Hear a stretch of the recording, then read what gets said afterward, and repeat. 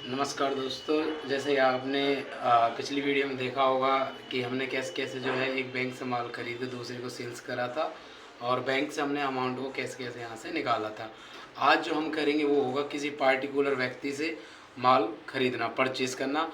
वो कैसे कैसे हम कर पाएंगे वो हम मेथड समझेंगे। जैसे हम किसी व्यक्ति से उधार माल खरीद लेते हैं, उसके जो है अमाउंट हमने कैसे कैसे पेमेंट करनी होती है। तो उसके लिए आज हम छोटी सी जो है अपनी वीडियो है वो देखेंगे। अच्छी लगे तो बहुत ही आसानी से आपके समझ में आएगी।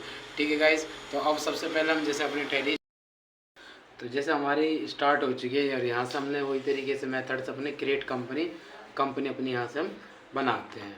तो नेम कंपनी का नाम क्या, वही तरीके से हमने जो भी नाम इसमें डालना है वो हम इसे कंपनी के परमाणु को फिल कर देते हैं। अब हमारे सामने कंपनी जो है बन रही है, समझ में आ रहा होगा। ये तो हमारा जो पहले के अकॉर्डिंग हम कंपनी परफॉर्म फिल करते थे वही तरीके से हम कंपनी को फिल कर रहे हैं।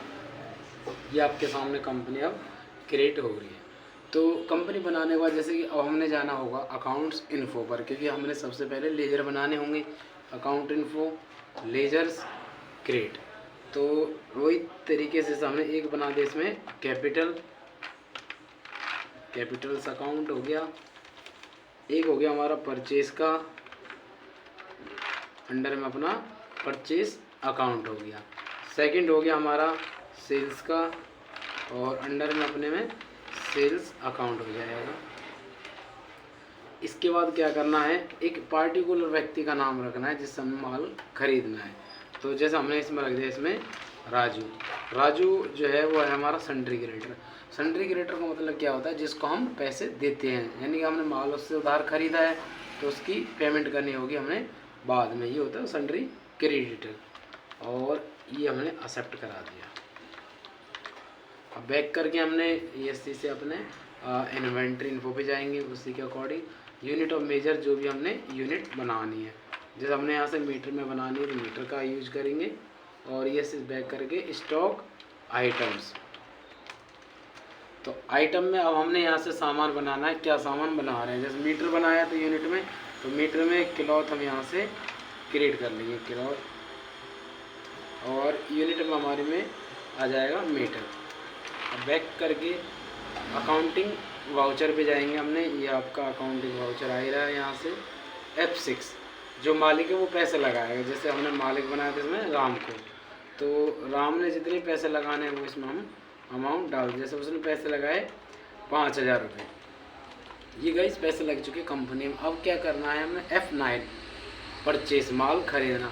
पार्टी अकाउंट नेम में क्या आएगा, जो हमने नाम रखा है उसका राहु का, तो उसका नाम हमने इसमें डालना है पार्टी नेम में। नेम ऑफ आइटम, जैसे हमने आइटम लिया था उसमें क्लॉथ, तो क्लॉथ हम इससे परचेस कर रहे हैं कितने मीटर, 50 मीटर लिए हमने। कितने ग्रेड से, 27 ग्रेड से, 27 ग्रेड से। तो गाइस ये होगी हमारी 1350 रुपये की परचेज़। और अब इसे हम एक्सेप्ट करा देंगे। अब हमने माल खरीद लिया, इसके बाद करना क्या होगा, आपको सेल्स करनी होगी F8। तो माल बेचना है कैश, क्योंकि हमने राहु से तो माल परचेस करा था। Name of item cloth, 50 metre है हमारे पास। 50 मीटर में से हमने कितनी बेचनी है, 50 बेच सकते हो, उससे ज़्यादा नहीं बेच सकते, कम तो आप बेच सकते हो।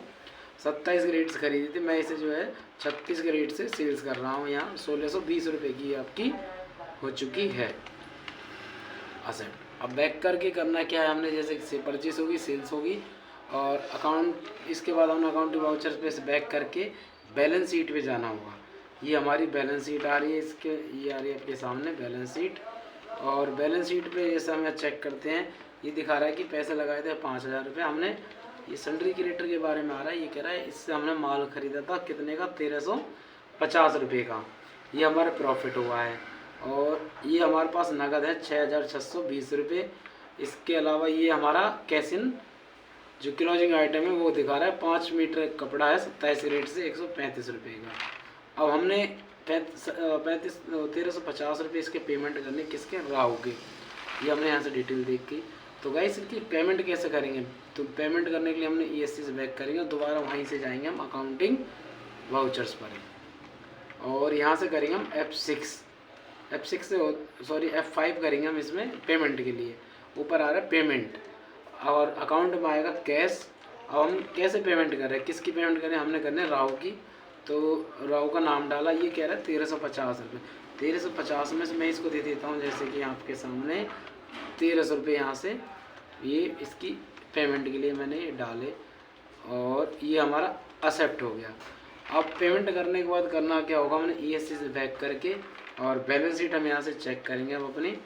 तो बैलेंस शीट पे दिखा रखा है कि हमारा जो प्रॉफिट है वो 405 का ही है और जो क्रिएटर की जो डिटेल आ रही थी वो सन्ड्री क्रिएटर 50 रुपये आ रहा था, तो सॉरी 1350 आ रहा था। अब इसमें सिर्फ रहे उसके 50 रुपये रहे।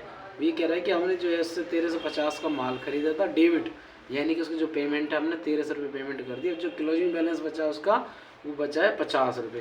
तो इस प्रकार से अगर हमने कोई भी व्यक्ति से उधार माल खरीदना है, उसका नाम डालना है गाइस, तो इस प्रकार से हम उसका नाम कर सकते हैं और उसकी पेमेंट करनी है तो इस प्रकार से बहुत ही आसान तरीके से उसकी पेमेंट हो जाती है F5 से। तो वीडियो आपके समझ में आई होगी बहुत अच्छी तरीके से। तो गाइस आज वीडियो अच्छी लगे तो सब्सक्राइब करें और चैनल को लाइक करें और शेयर करें। Thank you so much.